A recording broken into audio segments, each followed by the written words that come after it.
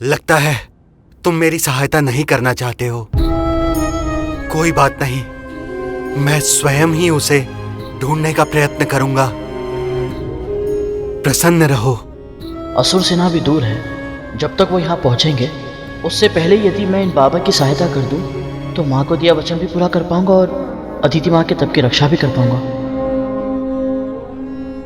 ठहरिए बाबा।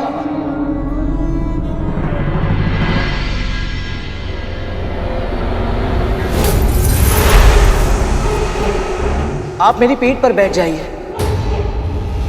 यदि हम दोनों मिलकर ढूंढेंगे तो वो बारासिंगा शीघ्र ही मिल जाएगा। मैं तो सोच रहा था इसके यहाँ से जाते ही रेखा पार कर जाऊंगा, पर इसने तो फंसा दिया।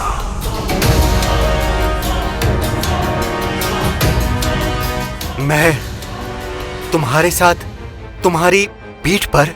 क्यों, कोई समस्या है बाबा? नहीं नहीं, समस्या कैसी। चलो पुत्र।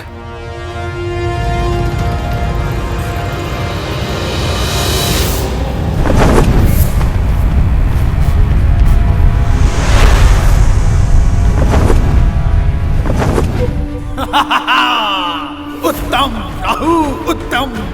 जो कार्य मालिस मालिक की बुद्धि नहीं कर पाई, सिंह मुखम और गदासुर का बल नहीं कर पाया, अग्नि मुखम का अग्नि तत्व नहीं कर पाया, तुम्हारे छल ने उस कार्य को सहज कर दिया।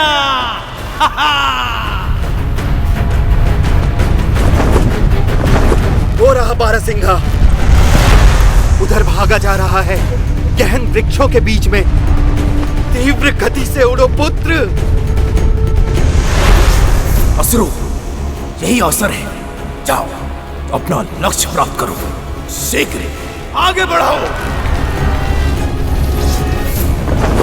वो रहा।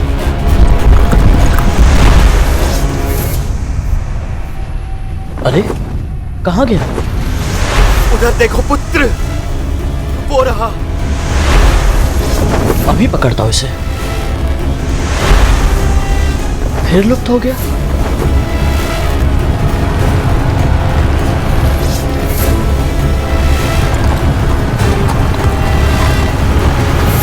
गति बढ़ाओ असुरो, विजय हमारी ही होगी।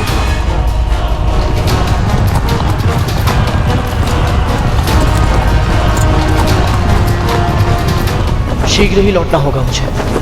असुर कहीं अदिति माँ तक ना पहुंच जाए। ये मूर्ख पक्षी मेरे जाल में फंस गया। अब इसे तब तक भटकाऊंगा जब तक असुर सेनापति वज्रांग देव माता तक पहुंच नहीं जाते। वो रहा बारासिंगा, दूर भागा जा रहा है। गति बढ़ाओ पुत्र, तीव्र और तीव्र। कुछ विचित्र लग रहा है। मुझे इतनी उत्तम दृष्टि के बाद भी बारासिंगा दिखाई नहीं देता और इन बाबा को हर बार दिख जाता है। माँ यहाँ होती तो कोई ना कोई उपाय अवश्य सुझाती, पर जो मुझे दिखाई भी नहीं दे रहा उसे कैसे ढूंढूं मैं?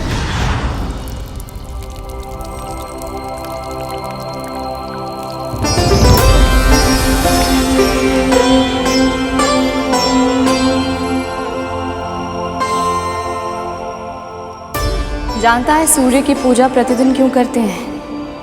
क्योंकि ये प्रत्यक्ष देवता है।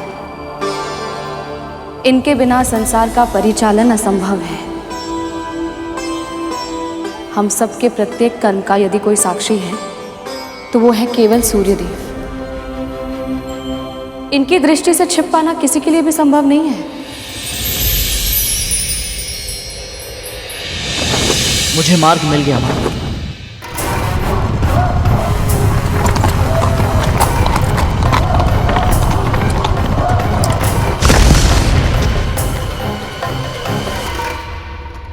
रुक क्यों गए पुत्र?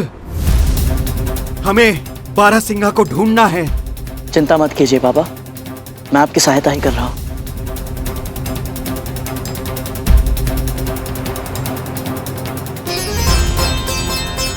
हे सूर्यदेव, मैं विंता पुत्र गरुड़ आपकी आराधना करता हूं। मेरा प्रणाम स्वीकार कीजिए।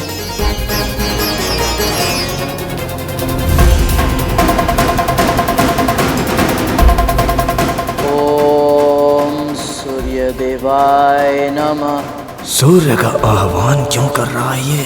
देवाय नमः। ओम सूर्यदेवाय नमः। ओम सूर्यदेवाय नमः। ओम सूर्यदेवाय नमः। ओम सूर्यदेवाय नमः।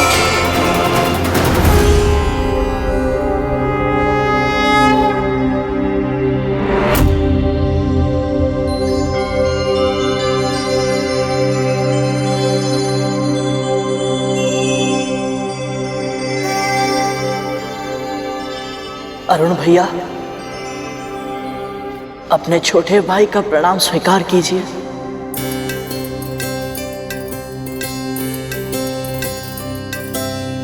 मुझे तुम पर गर्व है गरुड़। मां को दास्ता के श्राप से मुक्त करवाने के लिए हर संभव प्रयत्न कर रहे हो तुम। हमारे मार्ग में तरह तरह की बाधाएं आएंगी, किंतु अंत में तुम सफल होगे। ये मेरा दृढ़ विश्वास है तुम पर। भैया, आप मेरी प्रेरणा है। शेषनाग भैया से मैंने आपकी कथा सुनी। अर्धविकसित स्वरूप को भी आपने अपनी दुर्बलता नहीं बनने दिया, बल्कि उसे स्वीकार किया। जिस प्रकार आपने अपनी नियति को अपनी शक्ति बना दी, ये अद्भुत है भैया। सूर्य से सीधा संपर्क है इसका। कहीं ऐसा ना हो कि हे सूर्यदेव, आपके आशीर्वाद की कामना से मैंने आपका आह्वान किया। कृपया आप बारासिंगा को ढूंढने के लिए मेरी सहायता कीजिए, ताकि मैं ब्राह्मण बाबा को उनकी अरणी देकर अदिति माँ के तप स्थल की रक्षा करने के लिए वापस लौट जाऊं। तुम सद्गुणी हो गरुड़। प्रत्येक प्राणी में अच्छाई ढूंढना चाहते हो, इसीलिए दुष्ट तुम्हें छल पाते हैं। मैं समझा नहीं। जिसका तुम पीछा कर रहे थे वो बारासिंघा वास्तविक रूप में है ही नहीं, और ना ही ये व्यक्ति ब्राह्मण है जिसे तुम अपनी पीठ पर बिठाकर यहां तक लेकर आए हो। राहु नाम का असुर है ये। मनोवांछित रूप धारण कर सकता है, स्वयं को दो भागों में बांट सकता है, एक ही समय पर दो स्थानों पर प्रकट हो सकता है। जिस ब्राह्मण और बारासिंघा के भ्रम जाल में फंसकर तुम यहां तक चले आए हो, यह सब इसी की माया है।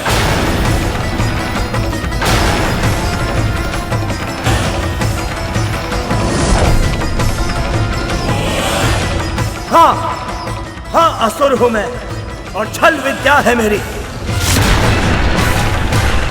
किंतु मेरा भेद बताकर तूने बहुत बड़ा अपराध किया है सूर्य।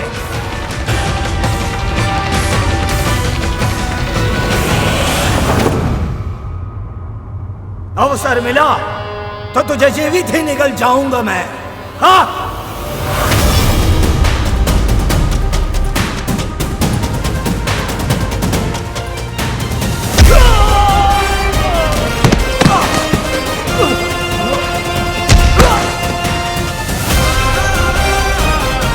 तू मेरे सामने ब्राह्मण का रूप लेकर आया था, इसलिए तुझे मैं छोड़ रहा हूं, किंतु दंड अवश्य मिलेगा तुझे। जिस प्रकार तूने स्वयं को दो भागों में बांटकर मेरे साथ छल किया है, यदि फिर किसी के साथ ऐसा छल किया तो तू सदैव के लिए दो भागों में बंट जाएगा, और फिर तेरे दोनों भाग कभी एक साथ नहीं हो पाएंगे। ये मेरा श्राप है।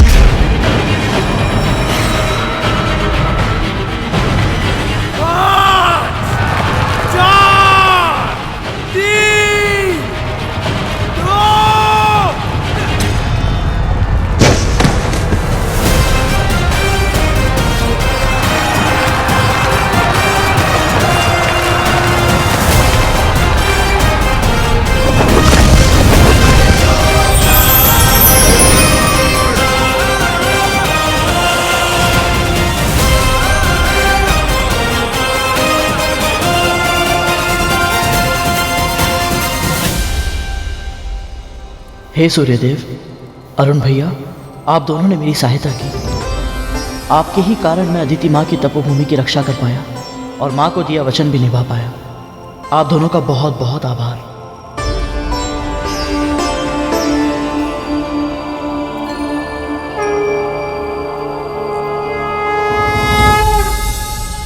ऐसी कौन सी अदृश्य शक्ति है इस पक्षी के पास जिसके कारण हमारा प्रत्येक प्रहार विफल हो रहा है? ना ये बल से पराजित होता है और ना ही छल से। क्रोध से भी नहीं होगा सेनापति, बुद्धि का उपयोग करना होगा। यदि इसके पास अदृश्य शक्ति है तो उसकी काट के लिए हमें भी अपनी अदृश्य शक्ति का प्रयोग करना होगा। ऐसी कौन सी शक्ति है हमारे पास? मां पाताल भैरवी।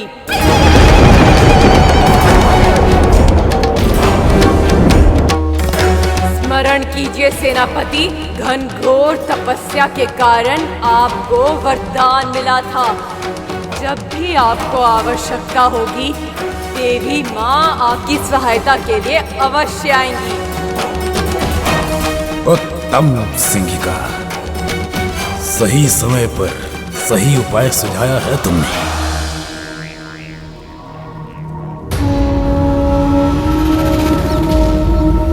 परंतु माँ का क्रोध अत्यधिक प्रबल है। यदि हमने एक पक्षी का वध करने के लिए माँ का आह्वान किया और उन्हें उचित नहीं लगा तो उचित अनुचित के लिए अब विलंब हो चुका है सेनापति। पहले ही हमारी माता अदिति चिंतित हैं। यदि देव माता की तपस्या भंग करने का अपना वचन हम पूरा नहीं कर पाए तो कितनी निराश होंगी वो, कितना दुख पहुंचेगा उन्हें। सही कहा तुमने, असुर है हम। उचित अनुचित वाद विवाद व्यर्थ है। हमें किसी भी प्रकार अपने मनोवांछित लक्ष्य को प्राप्त करना है। यही हमारी रीति है और नीति।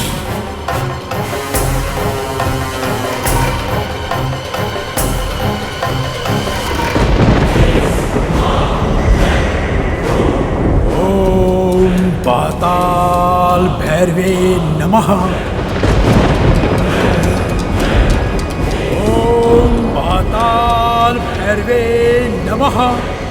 ओम पाताल भैरवे नमः। ओम पाताल भैरवे नमः। ओम पाताल भैरवे नमः। शस्तं ज्योति भैरवी प्रकटी। शस्तं ज्योति भैरवी प्रकटी। शस्तं ज्योति भैरवी प्रकटी।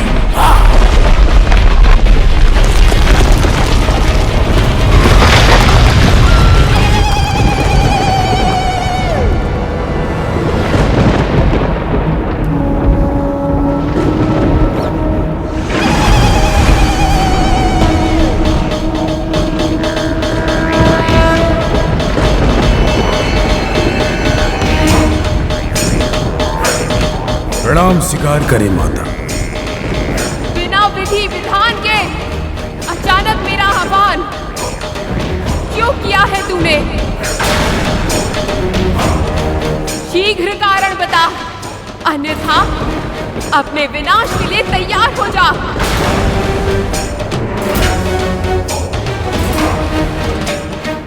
आप हम असुरों की इष्ट देवी है माता, और आपने जो वरदान मुझे दिया था, आप उस वरदान से बंधी भी है। वो सब स्मरण है मुझे। बता, क्या चाहिए तुझे? ये पक्षी मेरे मार्ग में बाधा बन रहा है माता। मेरे नेत्रों में कांटा बनकर चुभ रहा है।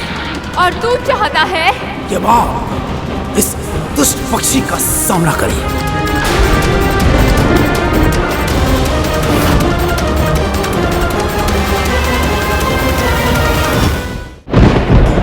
उस पक्षी ने कोई अपराध नहीं किया, फिर भी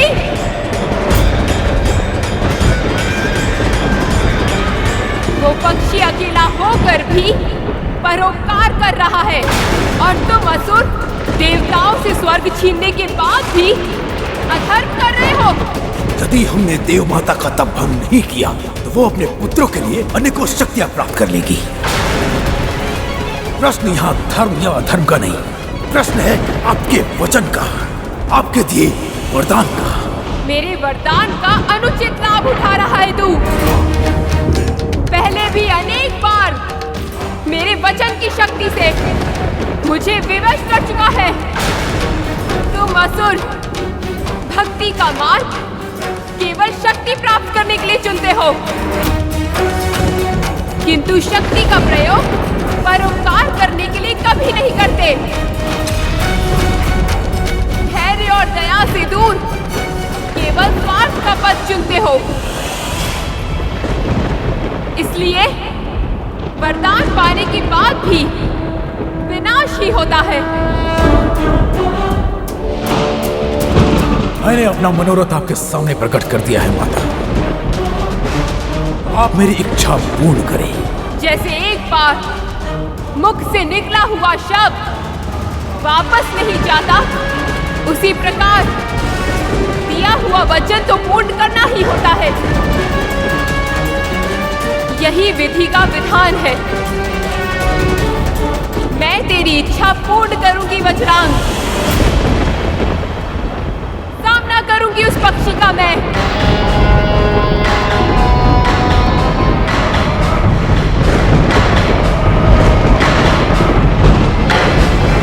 तुम्हारा सुझाया उपाय अवश्य कार्य करेगा सैनिका। जब स्वयं पाताल भैरवी उसका सामना करेगी, अब उस दुष्ट की मृत्यु निश्चित है।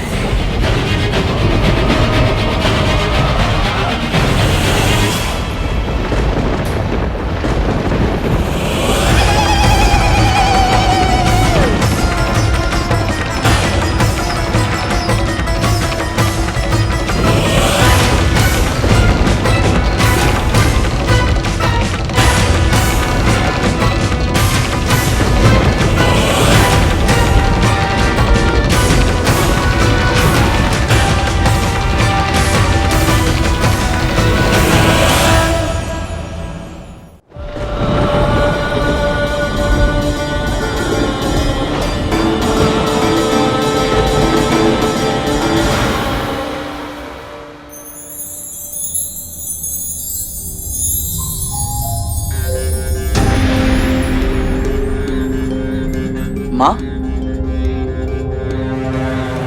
देवी माँ का रूप इतना रौद्र क्यों है?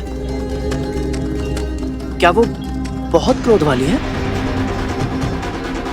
देवी माँ की अनेक महाविद्याओं में से कुछ, जैसे छिन्नमस्ता, काली और पाताल भैरवी का रूप अत्यंत भयंकर है। उनका क्रोध प्रचंड है।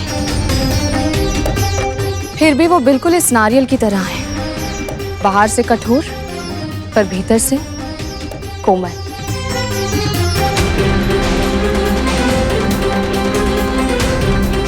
स्वभाव से मृदु और ममता में अनंत।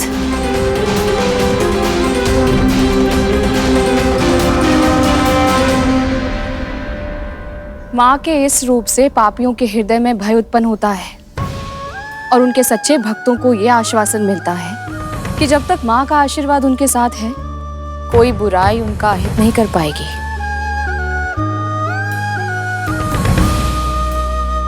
किंतु माँ,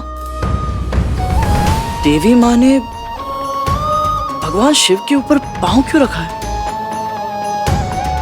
एक बार देवी माँ संसार की रक्षा के लिए दैत्यों का वध करने पर विवश हो गई थी। अनगिनत दुष्टों का संहार किया इन्होंने, पर तब तक इनका क्रोध विकराल रूप धारण कर चुका था। अपने आवेश पर इनका नियंत्रण नहीं रह गया था।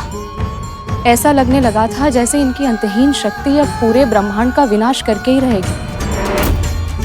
ऐसे में शिव शंकर जगत कल्याण के लिए देवी माँ के मार्ग में भूमि पर लेट गए और शीघ्र ही महाकाली ने अनजाने में चरण अपने आराध्या के ऊपर रख दी है। और जब देवी माँ को यह अनुभव हुआ कि इन्होंने क्या कर दिया है, तो ये ग्लानि से भर उठी, रक्त से सनी इनकी जीवा मुंह से बाहर निकल आई और इनका क्रोध पूरी तरह शांत हो गया। अद्भुत है देवी माँ, अद्भुत है इनका क्रोध, इनका प्रेम।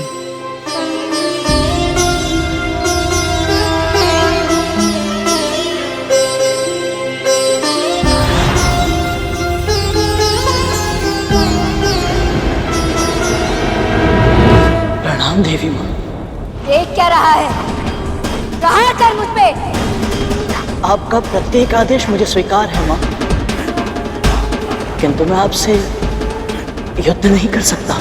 इसी क्षण उठ जा यहाँ से, अन्यथा अपनी मृत्यु का उत्तरदायी तू स्वयं होगा। आपके हाथों से मृत्यु मिले, इससे बड़ा सौभाग्य और क्या हो सकता है मेरे लिए। तो फिर यही सही।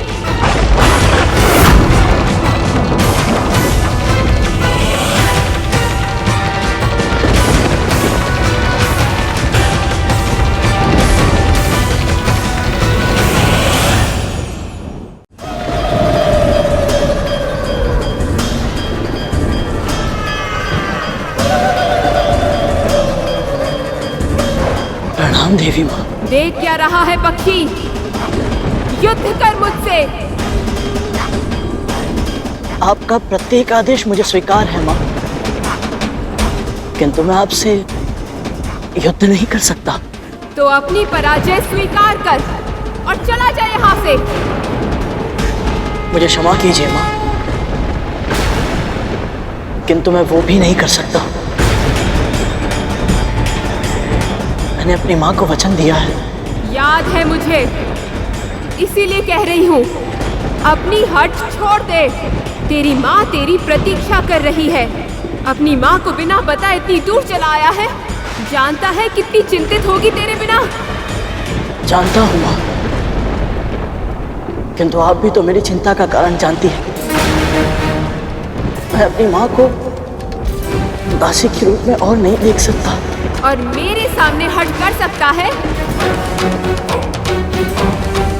यदि इसी समय तू यहाँ से नहीं गया तो तुझे मेरा दंड सहना होगा। मुझे स्वीकार है माँ। तू मारा जाएगा गरुड़।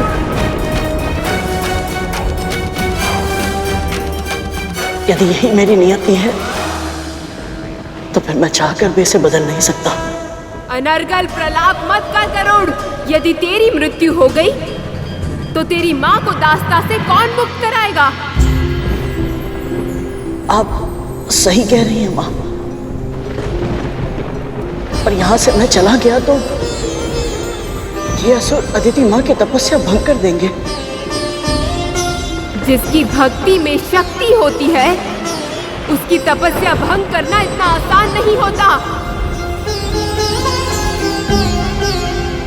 ये मुझे अपने मार्ग से हटाने के लिए आपका आह्वान कर सकते हैं माँ, तो फिर अपना लक्ष्य प्राप्त करने के लिए न जाने क्या क्या करेंगे। माँ, मुझे अदिति माँ की सुरक्षा के लिए यहाँ रहना ही होगा। तू अपनी सुरक्षा की चिंता कर। यदि तूने मेरा आदेश नहीं माना तो मुझे तेरा वध करना होगा गरुड़।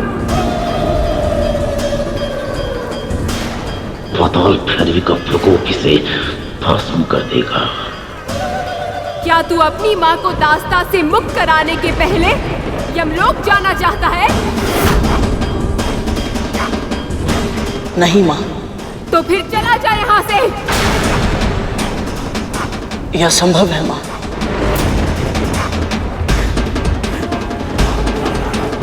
पहले प्रत्येक बात पर माँ माँ कर रहा था, अब ना ना कर रहा है। पाताल भैरवी इससे इतनी बातें क्यों कर रही है? इसका वध करके अपना कार्य समाप्त क्यों नहीं कर रही? मैं तुझे अंतिम चेतावनी दे रही हूँ गरुड़।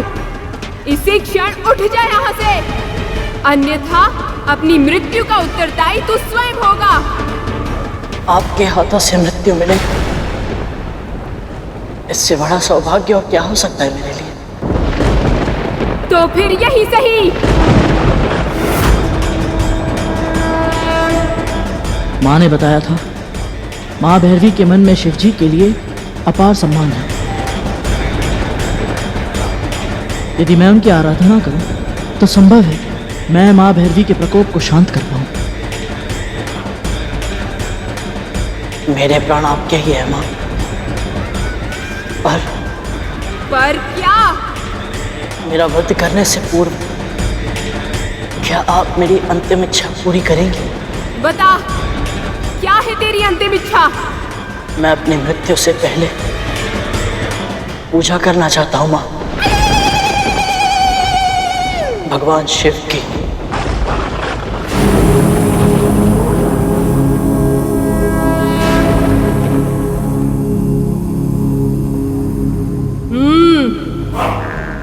बड़ा चतुर है तू।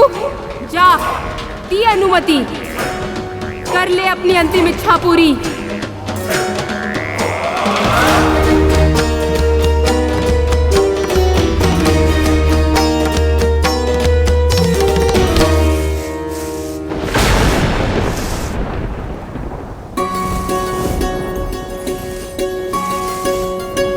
मिट्टी की व्यवस्था तो हो गई, अब बस इसे शुद्ध करने के लिए कंकड़ पत्थर निकाल देता हूँ।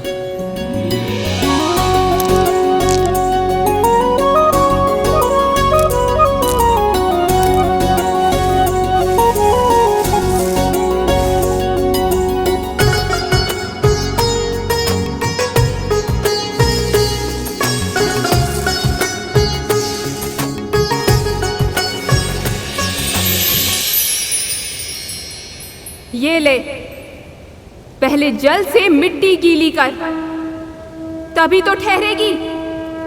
मूर्ख कहीं का।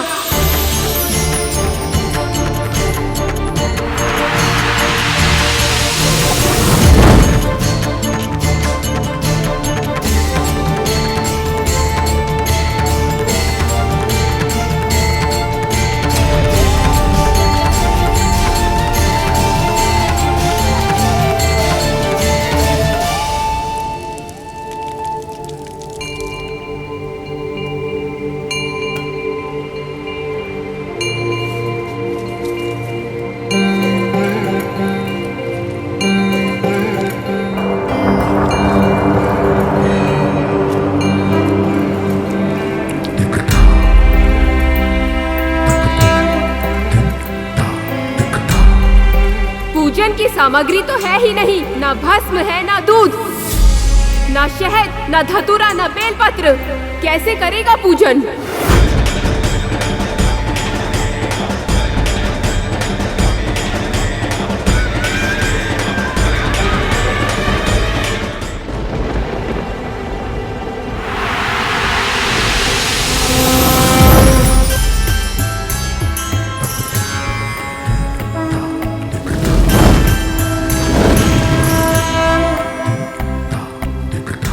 देख क्या रहा है? पहले शहद को दूध में मिलाकर शिवलिंग को स्नान करा। ये पाताल भैरवी से इतनी बातें क्यों कर रही है?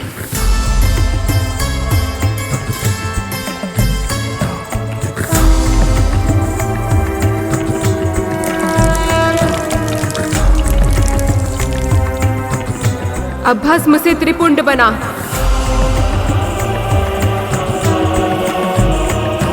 और अर्पित कर।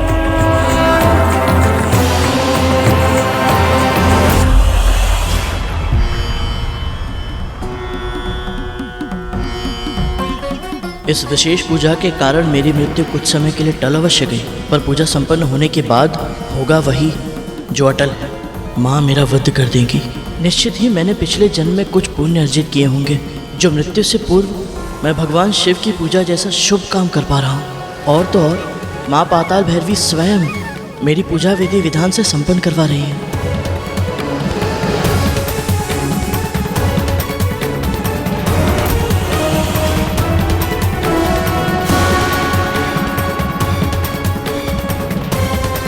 हे शिव शंकर, हे भोले भंडारी, मेरी भक्ति स्वीकार करें और स्वीकार करें मेरी प्रार्थना। मैं नहीं जानता कि मैं उचित कर रहा हूँ या अनुचित, बस इतना जानता हूँ प्रभु कि जो कर रहा हूँ अपनी माँ के लिए कर रहा हूँ।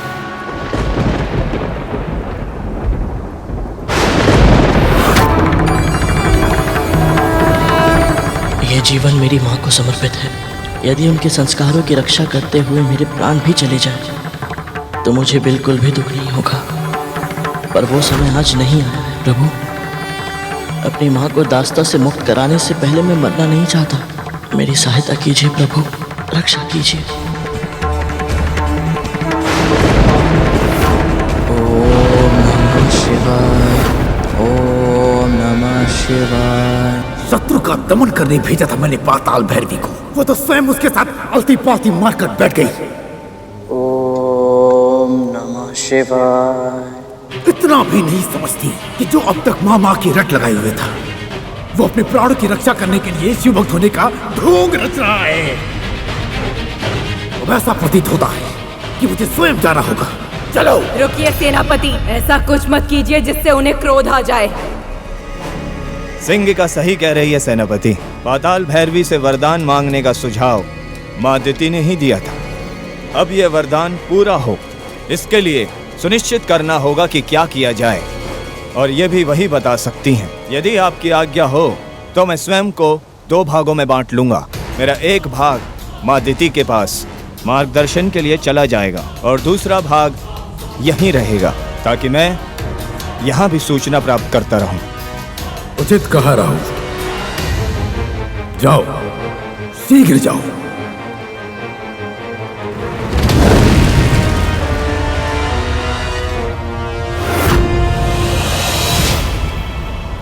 ओम नमः शिवाय, ओम नमः शिवाय। सावधान! सर्वशक्तिमान, महाज्ञानी, जगत पिता महर्षि कश्यप की प्रिया, असुर वंश की जननी, महारानी दिति पधार रही है।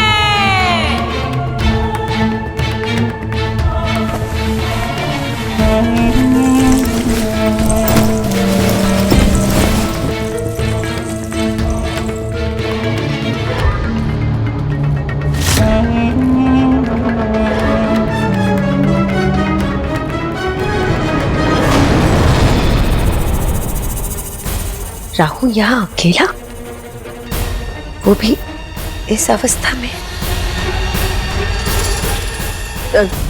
तुम सब जाओ यहाँ से।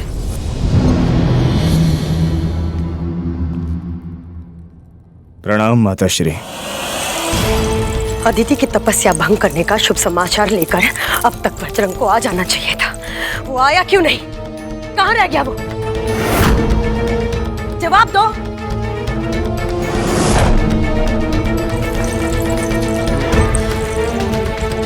क्या हुआ पुत्र? तुम्हारे चेहरे का रंग क्यों उड़ा हुआ है? देव माता की तपस्या तो कब की भंग हो जाती माँ, पर क्या? एक पक्षी है जो हमारे प्रयासों पर पानी फेर रहा है माँ। पक्षी? नाम क्या है उसका? माँ विंता का दूसरा पुत्र गरुड़।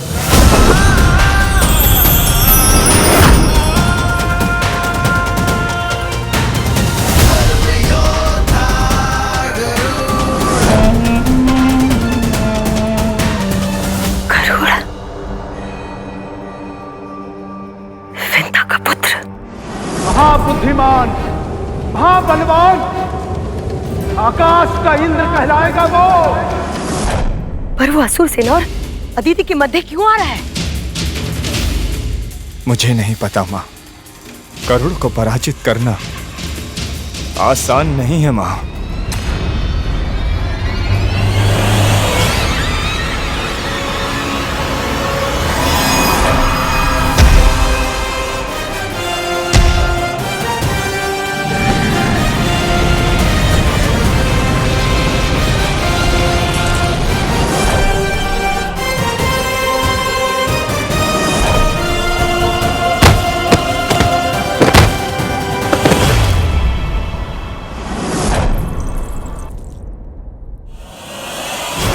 एक काम करो, अपने दूसरे भाग से संपर्क स्थापित करो और पता करो कि वहां पे क्या हो रहा है। मुझे बताओ, शीघ्र करो। जो आज्ञा माता।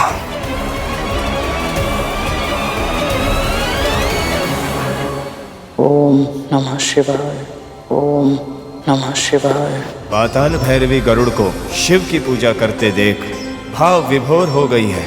वो अपना रौद्र रूप त्याग कर सौम्य भाव अपना चुकी है, जिसके कारण सेनापति वज्रांग अत्यधिक क्रोधित हो गए हैं।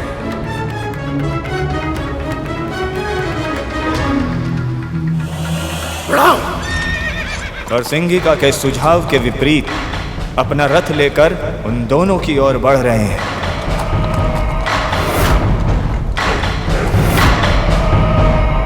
ओम नमः शिवाय।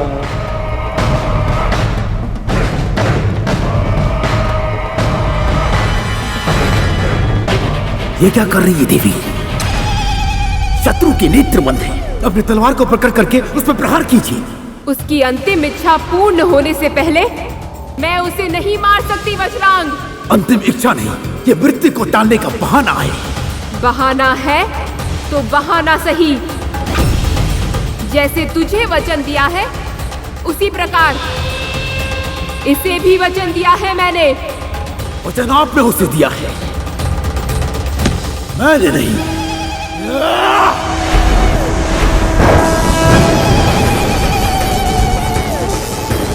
असुरों की इष्ट देवी हूँ, इसीलिए तुझे प्राण दान देती हूँ। अन्यथा मेरे शिव शंकर की पूजा भंग करने वाला एक क्षण भी मेरे सामने जीवित नहीं रहता।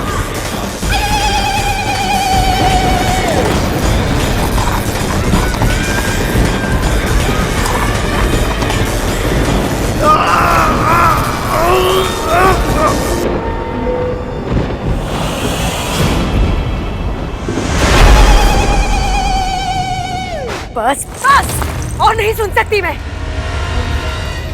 माँ, उस पक्षी ने पाताल भैरवी के हृदय को भी जीत लिया है। हम असुर कैसे जीतेंगे उससे माँ? दुर्बलता, हमें उसकी दुर्बलता जाननी होगी और उसके लिए मुझे कद्रू के पास जाना होगा। कद्रू कोई ना कोई उपाय जरूर बताएगी, क्योंकि कद्रू विंता और उसके पुत्र से घृणा करती है। पर हमारे पास समय नहीं है, हमें जो भी करना होगा शीघ्र करना होगा। ओम नमः शिवाय। ओम नमः शिवाय।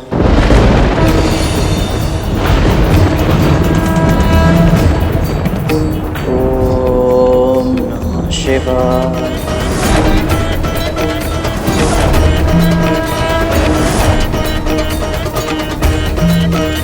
ओम नमः शिवाय।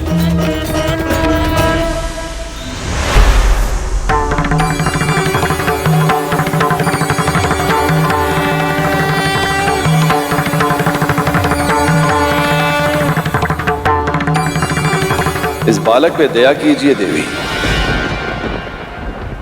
हमारे पुत्र जैसा है ये, निर्मल निर्दोष, केवल परोपकार करने की इच्छा से आपके सामने बैठा है। जीवित रहना चाहता है केवल इसलिए कि अपनी माता को दास्ता से मुक्त करा सके। हे प्रभु, आप तो जानते हैं कि मेरे हृदय में इसके लिए कितनी ममता उमड़ रही है।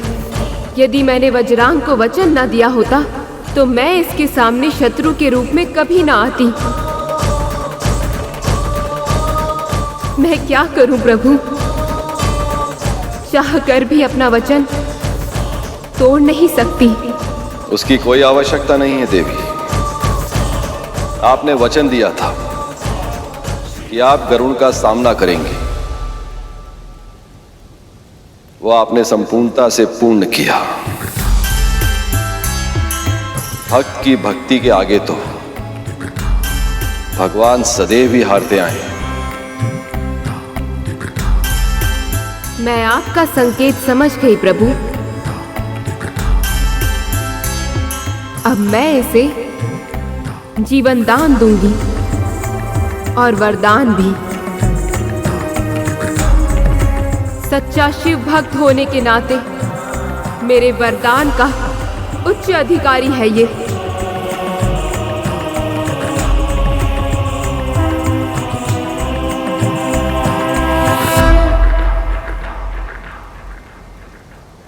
ओम नमः शिवाय।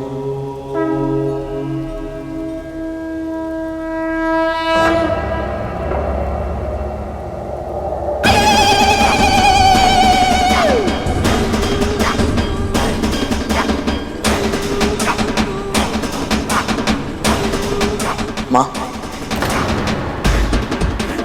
मेरी पूजा समाप्त हुई। अब आप मेरे प्राण ले लीजिए।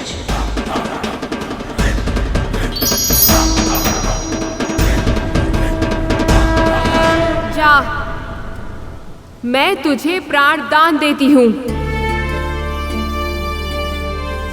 और तुझे वरदान देती हूँ कि समय आने पर शिव शंकर तुझे अवश्य दर्शन देंगे और इस पूजा के फल स्वरूप तुझे मनोवांछित वरदान भी देंगे। मेरी तो केवल एक ही इच्छा है माँ, कि मैं अपने जन्म की और अपने माँ की दासत्व की कथा जान पाऊं और अपनी माँ को बड़ी माँ की दास्ता से मुक्त करा पाऊं। बस इसीलिए मैं अदिति माँ की तपस्या पूरी होने तक प्रतीक्षा करने यहाँ आया था। तेरी प्रतीक्षा शीघ्र समाप्त होगी गरुड़, और जिस कथा को जानने के लिए तू इतना व्याकुल है उसका भेद शीघ्र तेरे सामने खुलेगा।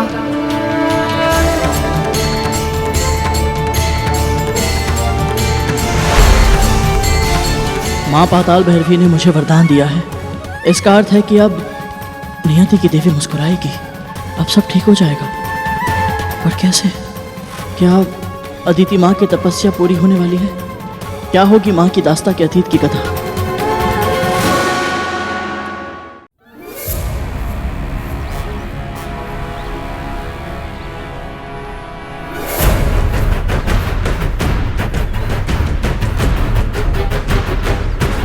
कालिया भैया,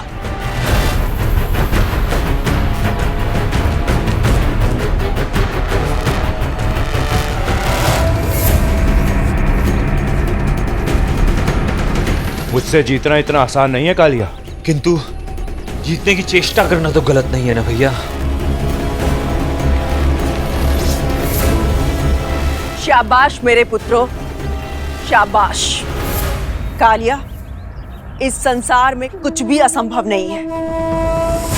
तक्षक, स्मरण रखना, सम्मान विजेता का होता है, पराजित का नहीं।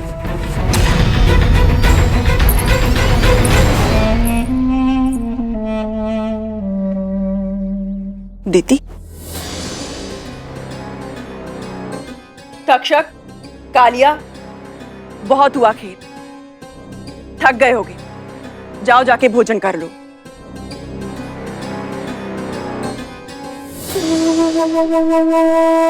इतने वर्षों बाद आज यहाँ कैसे आना हुआ? जिसके पुत्र स्वर्ग का राजपाट संभालते हो उसके पास उत्तरदायित्व भी अधिक होता है। व्यर्थ करने के लिए समय नहीं मिलता कद्रू। तुम्हें कैसे पता होगा कद्रू?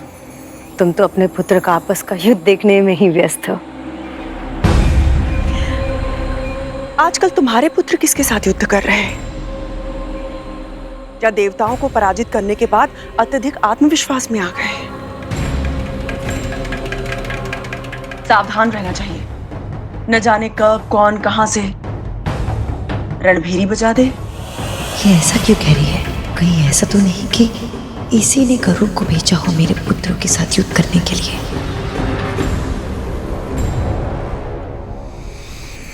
तुम मेरे पुत्रों की चिंता मत करो कद्रू। वैसे विंता कहाँ है? विंता दिखाई नहीं दे। और उसका वो पुत्र जिसने इतने वर्ष लगा दिए संसार में आने में, जिसे वाल्खिल्य जैसे महान ऋषि ने आकाश का इंद्र बनने का वरदान दिया था, वो पुत्र मैं उससे मिलना चाहती हूँ। कहाँ है वो? यहाँ नहीं है। तो फिर कहाँ है? मैं नहीं जानती, उसकी माँ को भी नहीं पता कि वो कहाँ है। पर मुझे पता है कि वो कहाँ है।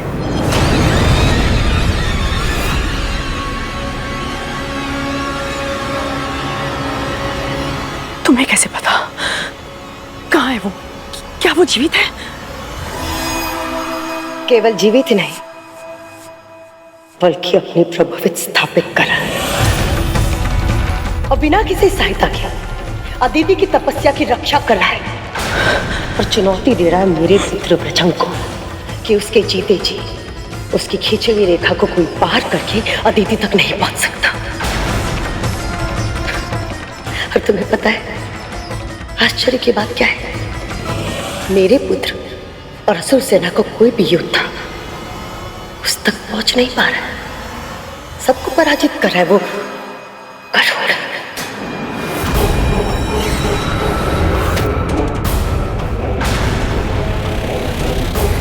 क्या लगता था तुम्हें कद्र? तुम विंता को नियंत्रित कर सकती हो तो उसके पुत्र को भी नियंत्रित कर पाओगी। बहुत शक्तिशाली है वो, बहुत शक्तिशाली है। इतना शक्तिशाली है कि मेरे पुत्र तो क्या, स्वयं पाताल भैरवी भी उसका कुछ नहीं बिगाड़ पा रहे।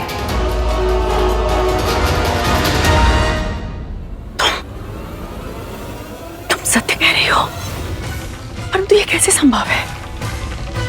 यदि वो इतना अधिक शक्तिशाली है तो अपनी माँ और अपने भाई का प्रतिशोध लेगा।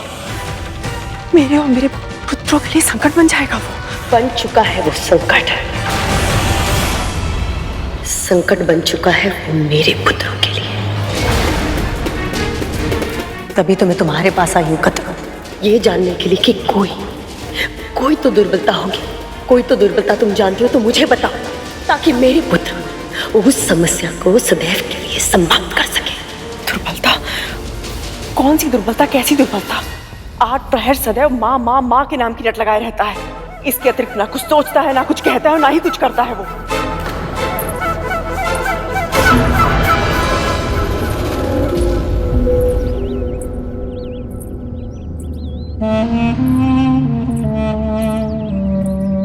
समझ गई। जिस माँ की भक्ति वो दिन रात करता रहता है, वो माँ ही उसे हमारे मार्ग से हटाएगी।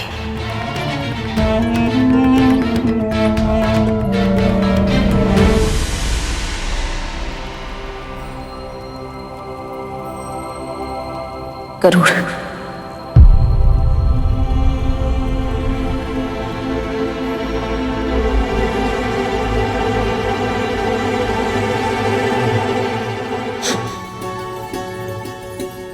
मैंने इतना स्मरण किया है आपको माँ कि जिस स्वर को सुनने के लिए मेरे कान व्याकुल थे, अब हृदय भी उस स्वर को पुकारने लगा है।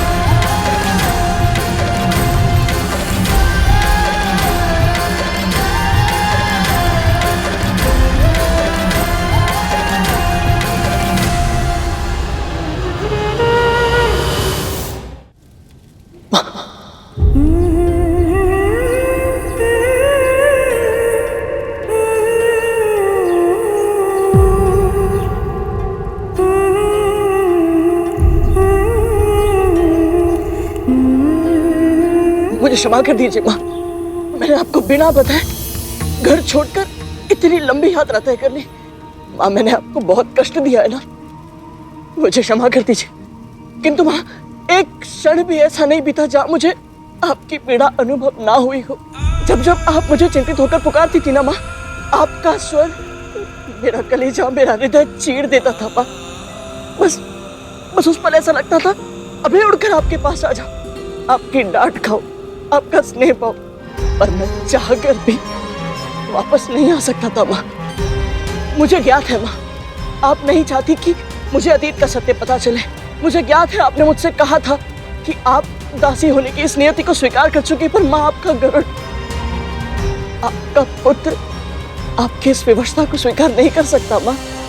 इसीलिए मुझे जानना है कि आप बड़ी माँ की दासी कब, कैसे और क्यों बनी। इसलिए अपने प्रश्नों के उत्तर ढूंढने के लिए मुझे आपसे दूर होना पड़ा माँ। और ऐसा करके मैंने कोई अच्छा काम नहीं किया, आपको बहुत दुख पहुंचाया है। मुझे क्षमा कर दीजिए ना माँ।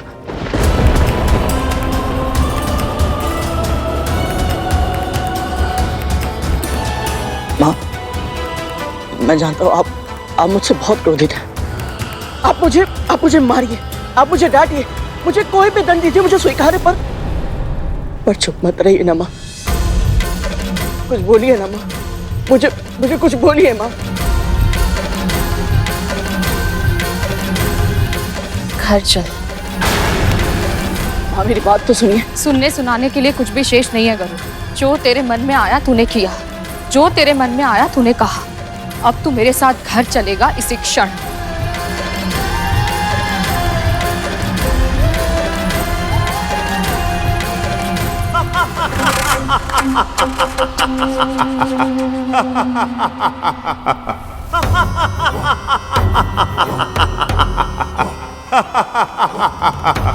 जिस माँ का नाम ले लेकर इस गरुड़ ने हम सबको संकट में डाल दिया था,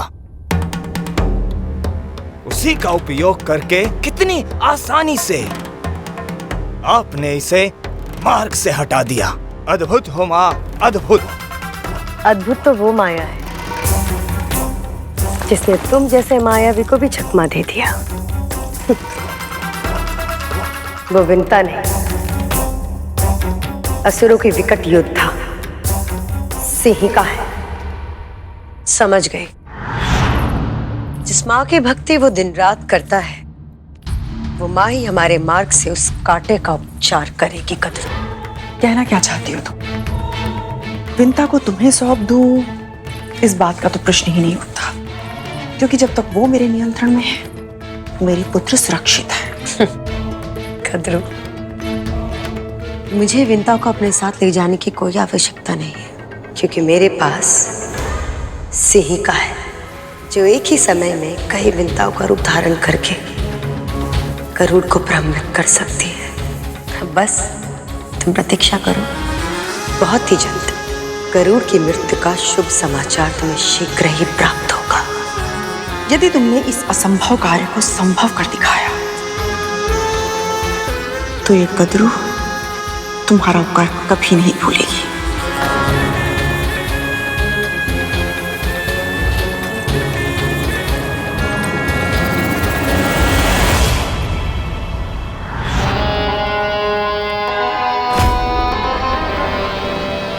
सिंहिका।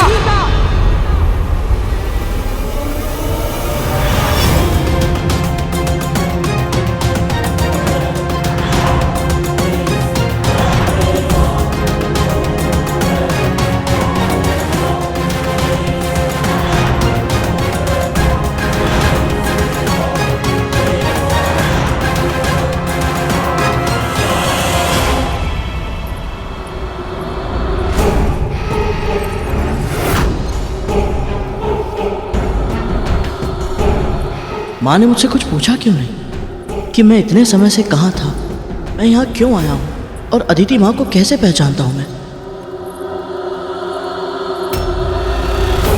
क्या हुआ? चल। मैं यहाँ से नहीं जा सकता माँ। मैंने आपकी सौगंध ली है कि इन असुरों को अदिति माँ की तपस्या भंग करने नहीं दूंगा मैं। तूने मेरी सौगंध ली है ना, मैं तुझे इस सौगंध के बंधन से मुक्त करती हूँ। अब चल।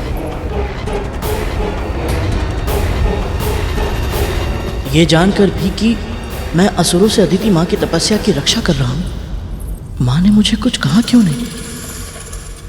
अब क्या हुआ?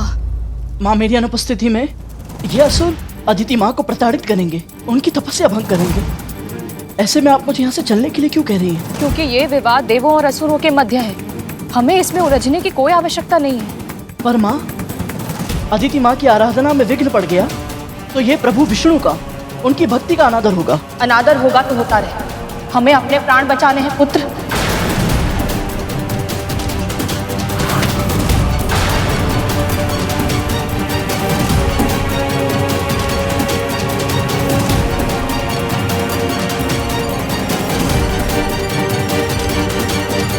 मेरे कहने का अर्थ ये है कि मुझे सबसे अधिक परवाह तेरी है। परायों के लिए तुझे अपने प्राण संकट में डालने की मूर्खता करते हुए नहीं देख सकती मैं। माँ ने आज तक जो भी मुझे सिखाया है उसके विपरीत बात क्यों कर रही हैं आज? आपने मुझे जो संस्कार सिखाए थे उसमें से एक संस्कार ये भी था कि कभी कभी मूर्खता करना बुद्धिमानी से अच्छा विकल्प होता है।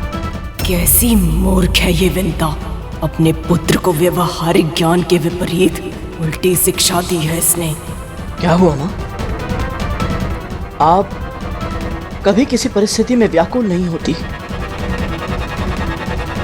ना आपका मन भटकता है ना मस्तिष्क विचलित होता है, तो फिर आज आप इतनी घबराई हुई क्यों हैं? कुछ करना होगा मुझे, नहीं तो मेरा सत्य ज्ञात करने में इसे अधिक समय नहीं लगेगा। बस कर अब, कितने प्रश्न पूछेगा?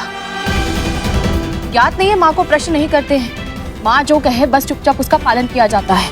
और माँ ये कह रही है चल यहाँ से।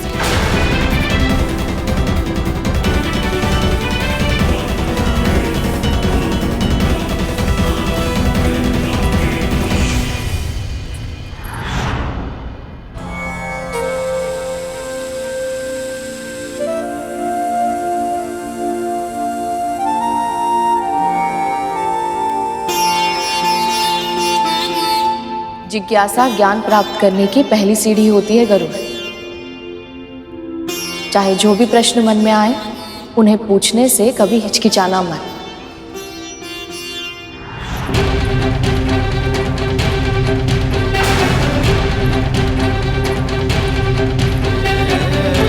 आज तक माँ ने मुझे जो शिक्षा दी है उसके विपरीत आज बिल्कुल नई शिक्षा दे रही है, पर क्यों?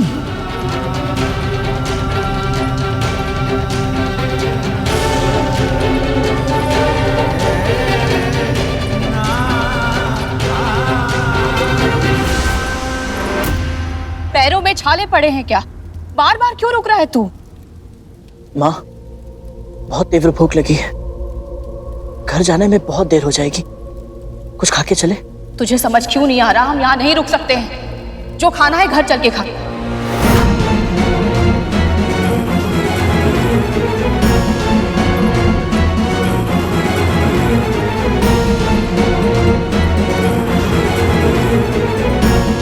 माँ, माँ उठिए ना, माँ जल्दी उठिए, जल्दी उठिए। क्या हुआ? माँ बहुत जोर से भूख लगी है, कुछ बनाइए ना।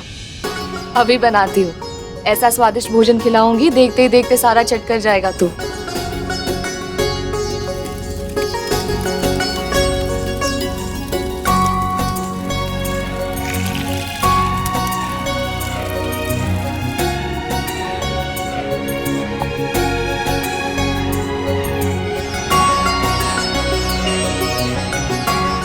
माँ बहुत स्वादिष्ट है।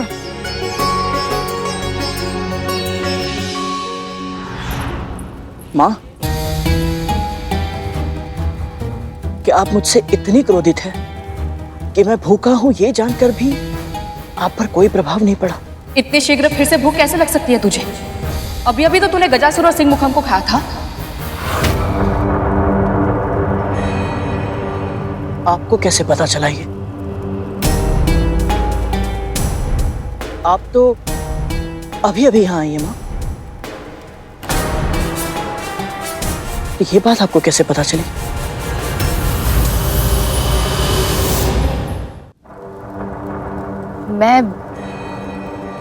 मैं माँ हूं और एक माँ अपने पुत्र के बारे में सब कुछ जानती है। जैसे तुझे मेरा स्वर सुनाई दे रहा था वैसे ही मुझे भी तेरे विषय में पल पल की सूचना थी।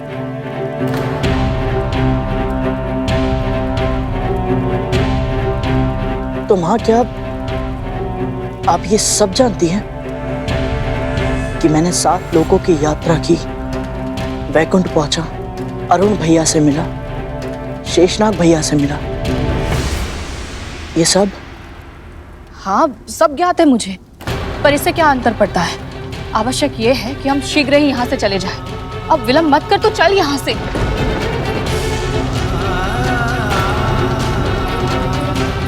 कुछ समझ नहीं आ रहा। मुझे लगता था मैं माँ के कुछ कहे बिना ही उनकी प्रत्येक पीड़ा, उनके मन का हर भाव, हर बात जान सकता हूँ, पर इस समय तो ऐसा लग रहा है जैसे मैं अपनी माँ को जानता ही नहीं।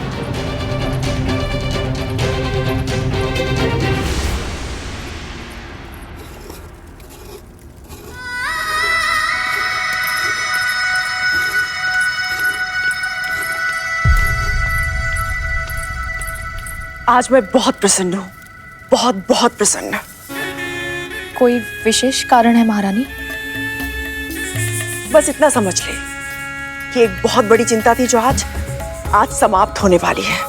दिन रात वो चिंता व्यग्र कर रही थी मुझे, किंतु अब मैं सुख की नींद सोऊंगी। आपको गरुड़ की कोई सूचना मिली है? कैसा है मेरा पुत्र, कहाँ है वो? समस्त संसार की धुरी तेरा पुत्र ही तो है, उसके अलावा तो इस संसार में कुछ है ही नहीं। पर महारानी, एक ही रट बार बार सुन के मेरे कान पिघलने लगे हैं विंता। बस कर। और हाँ, नारियल के लड्डू के साथ कुछ पेड़े भी बना लेना, जिस शुभ सूचना की प्रतीक्षा में कर रही हूँ। बस एक बार आ जाए वो, सबको लड्डू और पेड़े बांटूंगी मैं। तू भी खा लेना।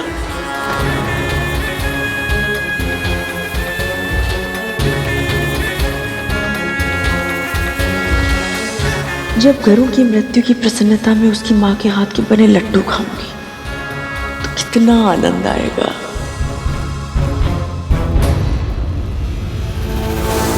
इन्हें इतना प्रसन्न देखकर न जाने क्यों मुझे अजीब सा संदेह हो रहा है। नहीं, कुछ अनुचित नहीं सोचना चाहिए मुझे। पहले भी ऐसे ही संदेह के कारण एक पुत्र को हानि पहुंचा चुकी हूं, फिर मैं वही त्रुटि नहीं कर सकती। हे नारायण, मेरे पुत्र की रक्षा कीजिएगा। ओम विष्णवे नमः, ओम विष्णवे नमः, ओम विष्णवे नमः।